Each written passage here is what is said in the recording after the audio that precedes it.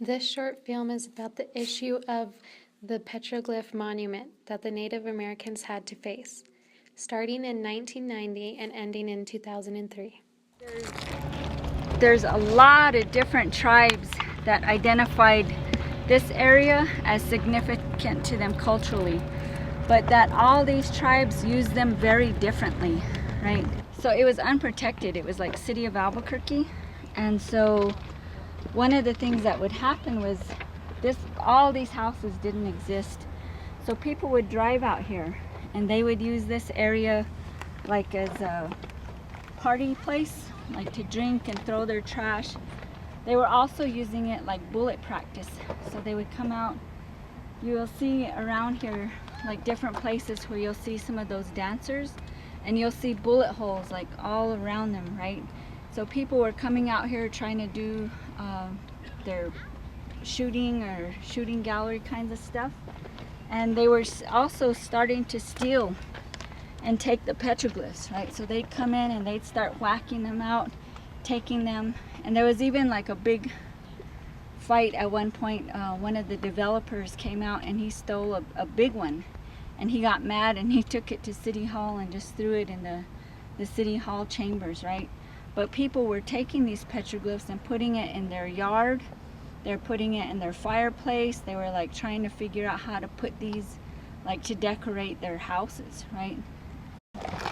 So you can see where people came in and they decided like, oh, I'm gonna leave my own mark, you know. And we would hear stories like, oh, as a kid I made my own petroglyphs. Those are not legitimate, they're not real petroglyphs. But you'll see where people started scraping in their own you know, names and stuff like that. So that started to happen throughout this area. If you think about it, like 800 years ago, there's no cars, there's barely horses. Well, no, there's horses. But people to come out here to put their prayers down, they didn't. What's interesting is if you look at a petroglyph up here, you find one up here, you're not finding these grinding sites right next to each petroglyph, right? You're only finding these little tiny grinding sites like at special places. So if you think about it, you're coming in maybe for your first time to deliver your prayers here. How do you know where this particular grinding site is? For it to have this kind of formation means that a lot of people over time utilized it, right? So you think it would be easy just if I'm gonna be over here to put my stuff beside me and do my petroglyph and do all my stuff there. But that's not how it happened. They came to certain places. They made this certain prayer. So in a way, it doesn't look very spectacular, but if you think about how that information got transformed from generation to generation, and you don't find these everywhere, is pretty significant. It means that they came here for specific things, right? So in this way, this to me really demonstrates like the tenacity and the real understanding about place, right? The significance of this place. If you guys notice that little fence, right? That little post, that's actually the boundaries of the Petroglyph National Monument.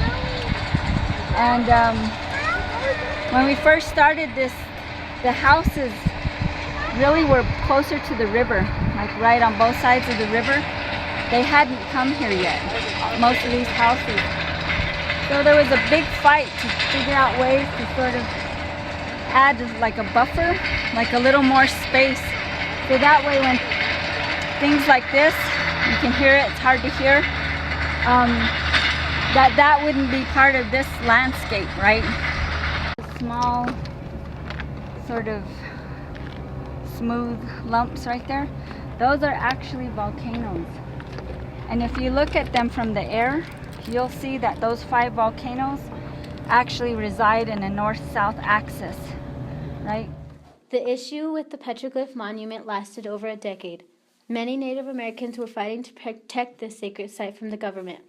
The outcome of this project was successful for both parties. The roads did not go through the monument as the Native Americans wanted, but did go around it, as the state requested.